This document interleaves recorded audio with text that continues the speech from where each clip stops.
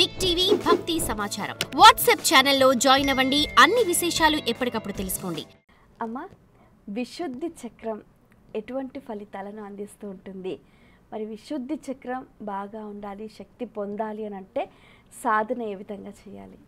విశుద్ధి చక్రం దాని పేరే చూడండి, శుద్ధి అంటే ఎప్పుడు అక్కడ ఎలా ఉండాలంటే ఖాళీగా ఉండాలి. అంటే శుద్ధిగా అంటే ఖాళీగా ఉండాలి. ఖాళీ అంటే ఏంటి అంటే ఇక్కడ అసలు ఓపెన్గా ఉండాలి. ఎందుకు అక్కడ అందుకే దానికి అధిష్టాన దేవత కూడా దత్తాత్రేయుల వారు. దత్తాత్రేయుడు అంటే మీకు దిగంబర అని ఒక పేరు వింటారు. దిగంబరత్వం అంటే ఏంటంటే దిక్కులే అంబరాలుగా గలవాడు. అంటే దిక్కులే అంబరాలు అంటే ఏంటి? మొత్తం చూడండి, 8 దిక్కులు ఆయనకు అంబరాలట, అంటే బట్టలు. దిగంబరత్వం అంటే చాలామంది బట్టలు లేకపోవడం అనుకుంటారు, కానీ దిగంబరత్వం అంటే 8 దిక్కులు ఆయనకు అంబరాలంటే అంత పెద్ద వ్యాపక చైతన్యం అని అర్థం. అంటే ఇప్పుడు ఇక్కడ ఎప్పుడైతే ఖాళీ ఉంటుందో అప్పుడే వ్యాపించగలుగుతాం. అంతేకాని మనం ప్లాన్ చేసుకుని చూడండి, చాలామంది ఏదైనా చెప్పాలంటే ఫస్ట్ రాసుకోవాలి, లేదనుకో పలానాది చెప్పాలని ఫిక్స్ అనుకుంటారు. కానీ కమ్యూనికేషన్ స్కిల్స్ అసలు అవి కాదు. ఎందుకంటే నీ గుండెల్లో నువ్వు ఎప్పుడైతే ఫీల్ అవుతావో అది గొంతులోంచి రావాలి, అంతే కదా. అంటే మీరు ఏ స్పీచ్ అని కాదు, మీరు ఏదైనా ఒక నాలెడ్జ్ని షేర్ చేయాలి అంటే ఆ నాలెడ్జ్ ఎప్పుడు ఎక్కడుండాలంటే మీ గుండెల్లో ఉండాలి. ఆ గుండెల్లో ఆ జ్ఞానాన్ని అనుభవిస్తేనే అది గొంతులోంచి వస్తుంది. అంతేకాని రాసుకున్నందువల్ల వచ్చింది అంటే అది ఎవరి జ్ఞానం కాదు, మనది కాదు. ఎందుకంటే అయితే బుక్లో చూసాము, లేదా ఎక్కడైనా చదువుకున్నాను, లేదా ఎవరి వల్ల అయినా విన్నాం, వీటి వల్ల ఏమవుతుంది అని అనుకున్నప్పుడు ఏమవుతుంది చెప్పిన? ఒక రామాయణం చదివాం అనుకోండి, సపోజు రామాయణం చదివినప్పుడు రామాయణం చాలా గొప్ప కావ్యం, వాల్మీకి గొప్పగా రాశారు. మళ్ళీ ఎవరి రామాయణం అయినా గొప్పదే, అసలు రాముడు అంటేనే గొప్పవాడు. అయితే అమ్మ, మరి ఏదైనా కూడా ఒక విషయం చెప్పాలి అని అంటే మనం అధ్యయనం చేయాలి కదా. అధ్యయనం చెయ్యాలి, కానీ ఏంటి అదే చెప్తున్నా. ఇప్పుడు చదివేశాం రామాయణం అంతా, చదివేసిన తర్వాత మీరు చదువుతున్నంతసేపు ఎవరిని ఇన్స్పైర్ అవుతారు? రచయిత ఎప్పుడు పాప రచయిత వెనకాల ఉంటాడు. పాత్రలు ఆ పాత్రల్లో కూడా మీరు చూడండి, అందులో హీరో రాముడు, హీరోయిన్ సీత. అంటే ఏంటంటే మీరు ఎవరినంటే అందులో క్యారెక్టరు ఎవరి గురించి రాసామో. ఎందుకంటే రాముడు ఇంత ధర్మమా, తల్లి తండ్రి మాట ఇంత విన్నాడా, భరతుడు ఇంత గొప్పవాడా, లేకపోతే సీతాదేవి ఇంత గొప్పదా, జనక ఎప్పుడు చూడండి ఆ గొప్పవాళ్ళతోనే ఎవరిని పోల్చుకుంటాం. పైగా మనం ఇంకోటి కూడా అనుకుంటాం, ఈ గొప్ప వాళ్ళందరి క్యారెక్టర్లు మిక్స్ ఎవరు అనుకుంటాం? మనం అనేసుకుంటాం. కానీ అది నిజమా అంటే అంత నిజంగా కనుక వాళ్ళంత గొప్పగా మనం ఉంటే మనం కూడా ఏమవుతాం? ఒక హిస్టరీ అవుదాం. కానీ ఇలాగే ఉన్నాము అంటే అర్థం ఏమిటి? ఇంకా ఇంకా ఇంకా మనం మారాలి కదా. కానీ మనం మారకుండానే మనం ఏమనుకుంటున్నాం అంటే అంటే ఆ బుక్ చదివినంతసేపు అది నన్ను ఇన్స్పైర్ చేస్తుంది. అది ఎన్ని రోజులు ఉంటుంది అంటే కొన్ని రోజులు అలా బిహేవ్ చేస్తాం కూడా. అది ఎన్ని రోజులు అంటే ఆ బుక్ యొక్క థింగ్ అంతా నా మైండ్లో ఉన్నంత వరకు. ఎప్పుడైతే అది విడిపోయిందో మళ్ళీ మామూలుగా నా నేచర్కి నేను వాపస్ వచ్చేస్తాం. అందువల్లే చెప్పడం వేరు, చేయడం వేరు. చేసి చెప్తే దాన్ని అనుభవం అంటారు. ఆ చేసి చెప్పేది గుండెల్లో మాత్రమే ఉంటుంది. ఇందాకనే చెప్పుకున్నాం మనం, ఈ విశుద్ధి చక్రంలోంచి వాక్ అన్నది బయటకు వస్తుంది. ఈ వాక్ వచ్చినప్పుడు పరా, పశ్యంతి, మధ్యమ, వైఖరి. ఆల్రెడీ పరావాక్కు మూలాధార చక్రంలో డౌట్లు అని చెప్పాం. మనం ఎప్పుడైతే గణపతి ఉపాసన ద్వారా డౌట్ అన్నది వదిలేసి క్లారిటీ తెచ్చుకున్నామో అప్పుడు మన మాటల్లో ఏమొస్తుంది? స్పష్టత. మనం ఏం చెప్పాలనుకున్నాం క్లియర్గా వస్తుంది. అందుకే చాలామంది మంత్రం చదువుతారు కదా, మంత్రం చదివినప్పుడు ఏమనుకుంటారంటే నేర్చుకుంటే మంత్రం వస్తుంది అంటే గట్టిగా మంత్రం చెప్పాలి అంటే నేర్చుకోవాలేమో. నేర్చుకోవడం కాదు, ఫస్ట్ మూలాధార చక్రం బాగుంటేనే కమాండ్ అంటే క్లియర్గా చెప్పగలుగుతాం. ఆ తర్వాత ఎప్పుడైతే మణిపుర చక్రం బాగుపడిందో, చండీ అమ్మవారి వల్ల ఆత్మశక్తి అన్నది పెరిగిందో అప్పుడు పశ్యంతి వాక్కులో ఏమొస్తుంది అంటే, అందుకే లలితా శాస్త్రంలో కూడా పరా ప్రత్యస్థితి రూప పశ్యంతి పరదేవత మధ్యమా వైఖరి రూప భక్త మానస హంసిక. ఈ యొక్క పశ్యంతి వాక్కు ఏం చెప్తుందిట అంటే స్వాత్కర్ష అన్నది అసలు స్పీచ్లో పనికిరాదు. ఎప్పుడు స్పీచ్ ఇచ్చేటప్పుడు మన గురించి మనం చెప్పుకోకూడదు.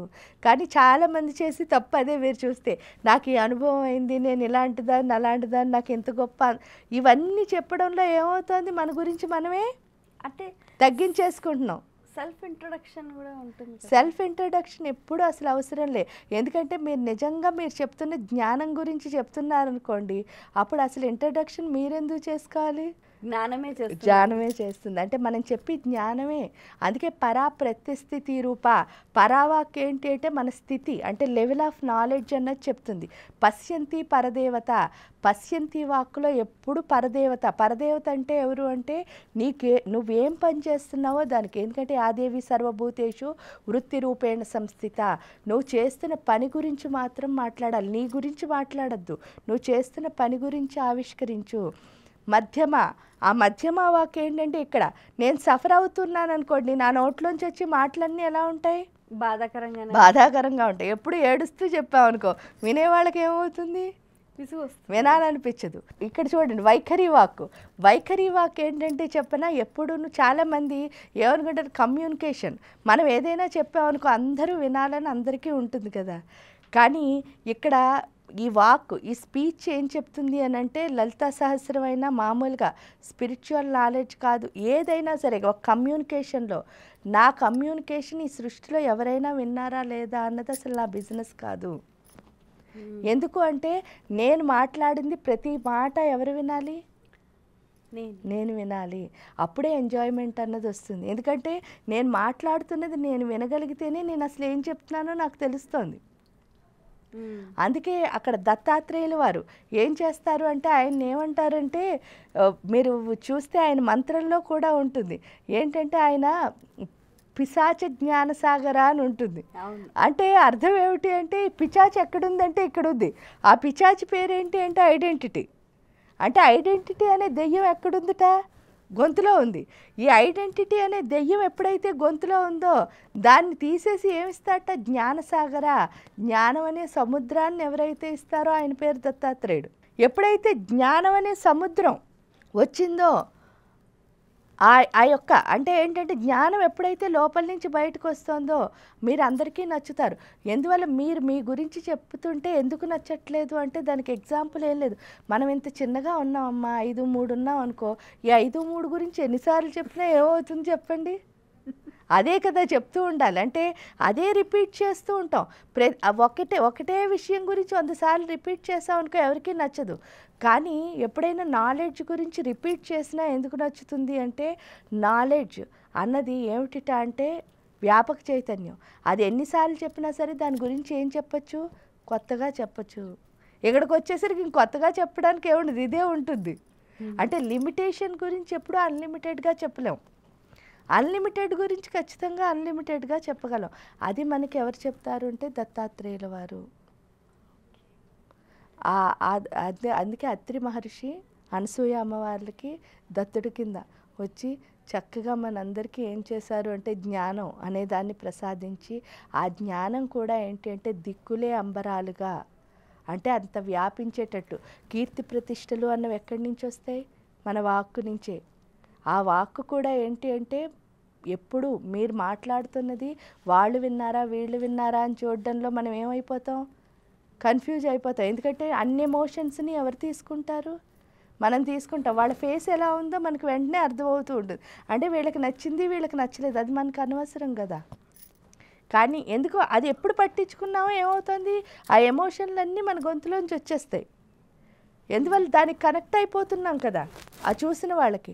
అదే మనకు కనెక్ట్ అయ్యాం అనుకోండి, మనం ఏం చెప్పాలనుకున్నాం, ఎందుకంటే నీకు ఇష్టమైందే కదా నువ్వు చెప్తావు ఎప్పుడైనా. మనకి ఇష్టం లేనిది మనం మాట్లాడం కదా. అప్పుడు మనకి ఇష్టమైంది మనం మాట్లాడినప్పుడు దాని మీద మనకి ఏముండాలి? ప్రేమ. ఆ ప్రేమతో మనం మాట్లాడితే ఎప్పుడైనా మనకే నచ్చుతుంది కదా. అందుకని మనం మాట్లాడిన ప్రతి మాట వీళ్ళు వింటున్నారా వాళ్ళు వింటున్నారా అని కాన్సన్ట్రేషన్ ఆపేసి నేను వింటున్నానా లేదా ఆ మనోగతంలో మనం వినేటట్టు చేసేది ఎవరు అంటే దత్తాత్రేయుల వారు. ఎప్పుడైతే మన కమ్యూనికేషన్ అనేది బాగుందో, అందుకే దీన్ని ఆకాశతత్వంతో పోలుస్తారు. ఆకాశతత్వంతో ఎందుకు పోలుస్తారంటే ఆకాశం ఎప్పుడు శూన్యం, నిశ్శబ్దం. ఆ నిశ్శబ్దంలోంచి వచ్చే శబ్దానికి ఏముంటుందిట? చాలా గొప్ప విలువ ఉంటుంది. ఎందువల్ల అంటే మీరు చూడండి, చాలా సైలెంట్గా ఉంటుంది ఆకాశం. సడన్గా కనుక ఉరుములు వచ్చాయనుకోండి, అందరం ఏం చేస్తాం, కామ్గా ఒక చోట కూర్చుంటాం. బయటకు రావడానికి కూడా ఒక్కొక్కసారి భయం వేస్తుంది. అంటే అంత నిశ్శబ్దంలోంచి శబ్దం వస్తే మాత్రం చాలా బాగుంటుంది. అందుకని దత్తాత్రేయుడు ఏంటి అంటే మౌనంగా ఉండి మనం, అందుకే మౌని అంటే ఏంటి, మౌనంగా ఉండాలి. కానీ మనం ఏం చేసుకోవాలి, ఎప్పుడు మోటివేట్ లోపలికి వెళ్ళాలి, మన లోపలికే మనం వెళ్ళాలి. ఆ మౌని అంటే అర్థం అదే, నన్ను నేను చూసుకుంటూ ఉండాలి. నన్ను నేను ఎప్పుడు చూసుకుంటానో తప్పు అన్నదానికి ఏముండదు, ఉండదు. ఎప్పుడు ఏం చేస్తున్నాం, వీళ్ళని విమర్శించడం, వాళ్ళని విమర్శించడం, ఇవే చేస్తున్నాం. కానీ ఎవరు విమర్శించుకోవాలి, సెల్ఫ్, మనమే విమర్శించుకోవాలి. ఎందుకంటే మీ మీద నాకు ఎప్పుడు ఒకటి నచ్చలేదో అది ఎక్కడుంది ప్రాబ్లం. మీరు అనలేదు కదా నేను నచ్చలేదని, నేను అన్నాను అంటే డెఫినెట్గా ప్రాబ్లం నాదే. అంటే రెక్టిఫై చేసుకోవాల్సింది కూడా ఇక్కడే. అందుకే మనం చూసుకుని మన లోపల ఉన్న లోపాలను సర్దించు. అదే గురువు యొక్క ప్రధాన లక్షణం కూడా. గురువు ఎప్పుడు తప్పులు ఎంచట, లోపాలను సరిచేస్తాడు. తప్పులు ఎంచడం, లోపాలను సరిచేయడం తేడా ఏమిటండి అంటారు. తప్పులు ఎంచడం అంటే ఏంటి, నువ్వు ఇది తప్పు చేసావురా అని చెప్పడానికి తప్పు ఎంచడం. దానివల్ల ఏమవుతుంది, మనం డౌన్ అయిపోతాం. అదే కనుక మన లోపాన్ని ఆ తప్పుని ఎలా రెక్టిఫై చేసుకోవాలో చెప్పారనుకోండి, జ్ఞానమే వెలుగు వస్తుంది. ఎందుకంటే మీరు ఎప్పుడు రెక్టిఫై చేస్తున్నారో ఇలా చేసుకోవాలి అని చెప్తే ఆ పని చేయడం ద్వారా, ఆ క్రియ ద్వారా మీ లోపల ఏమొస్తుంది, బోల్డ్ చైతన్యం, బోల్డ్ శక్తి. ఎందుకంటే అదే చెప్తారు కదా, కమ్యూనికేషన్ స్కిల్ అంటే కూడా లాంగ్వేజ్ కాదు. అంటే మీరు భాష ఎంత గ్రాంధికంగా చెప్పినా ఎవరికి ఏమవుతుంది, అర్థం అవ్వదు. అంటే మనం మాట్లాడిన ప్రతి మాట చాలా సింపుల్గా ఉండాలి ఎవరికి అర్థం అవ్వాలన్నా. భాషా పరిజ్ఞానం అన్నది మన కమ్యూనికేషన్ కాదు. సెకండ్, మన ఎక్స్ప్రెషన్ ఏమో అనుకుంటే అది కూడా తప్పే. ఎందుకంటే నా భావం నేను అనుకున్నట్టు మీకు అర్థం అవ్వాలని అసలు రూల్ లేదు.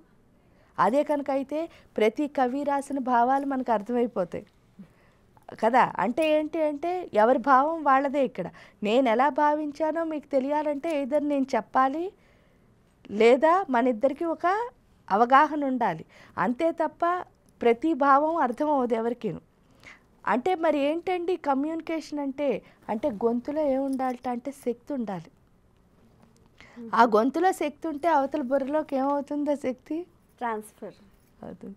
అది చెప్తారు దత్తాత్రేయుల వారు ఇక్కడ. ఎప్పుడైతే అది అర్థమైందో మనం ఏం చేయాలి అంటే ఎనర్జీ అన్నదాన్ని పెంచుకోవాలి. అదే ఇక్కడ దత్తాత్రేయ సాధన. ఎప్పుడైతే చేసామో అక్కడున్న పిచాచి కాస్త పోతుంది, చక్కగా మనకి జ్ఞానం అనే సముద్రం ఆ గొంతులోకి వస్తుంది. జ్ఞాన సముద్రం కూడా దత్తాత్రేయుడు పూర్తిగా గురువు అవ్వడం వల్ల వారు ఏం నేర్పిస్తారు అని అంటే మనం ఎంత సింపుల్గా చెప్పచ్చు, ఎంత అర్థమయ్యేటట్టు చెప్పచ్చు, ఎంత అంటే అందరికీ చంటి పిల్లల్లాగే చెప్పాలట. మన దగ్గరికి అందుకే విద్యార్థి అంటారు, అంటే విద్యను అర్థించేవాడు. వీడిని కూడా ఏమంటారంటే ఉపాధ్యాయుడు అంటారు. ఉపాధ్యాయుడు అంటే ఏంటంటే విద్యను ఎవరైనా మన దగ్గరికి అర్థించడానికి వచ్చినప్పుడు అధ్యయనం అంటే నేర్చుకుంటూ చెప్పాలి. అవును, అంటే ప్రతి ఒక్కళ్ళకి డిఫరెన్స్ ఉంటుంది. అంటే ఒక్కొక్కళ్ళ దగ్గర నేర్చుకుంటూనే చెప్పాలి. అంటే వీడు ఇక్కడ అందరూ విద్యార్థులే అన్నమాట. ఎందుకంటే అందరం అభ్యాసం చేయడానికి వచ్చిన వాళ్ళమే.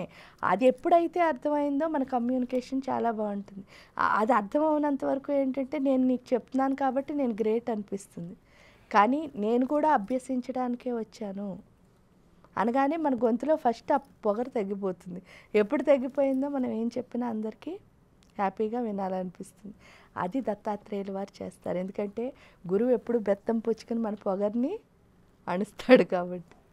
అయితే ఈ విశుద్ధం కూడా అంటే ఇప్పుడు ఎవరికైనా స్పీచ్ థెరపీ, వాక్కు సరిగ్గా లేకపోయినా, మాట రాకపోయినా, మాటకు సంబంధించి ఏదైనా ఇబ్బందులు ఎదురైనా కూడా దాన్ని ఇక్కడ సాధన ఎలా చేయాలంటారు? దత్తాత్రేయ సాధన చేయొచ్చు, వసిన్యాది వాగ్దేవతలకి సాధన చేయొచ్చు. ఓకే, శివుడికి తేనెతో అభిషేకం చేయొచ్చు. కానీ అన్నిటికంటే మూలాధారం, మణిపురం, అనాహతం ఈ మూడు మారితేనే పూర్తి మాట అన్నది బాగా వస్తుంది.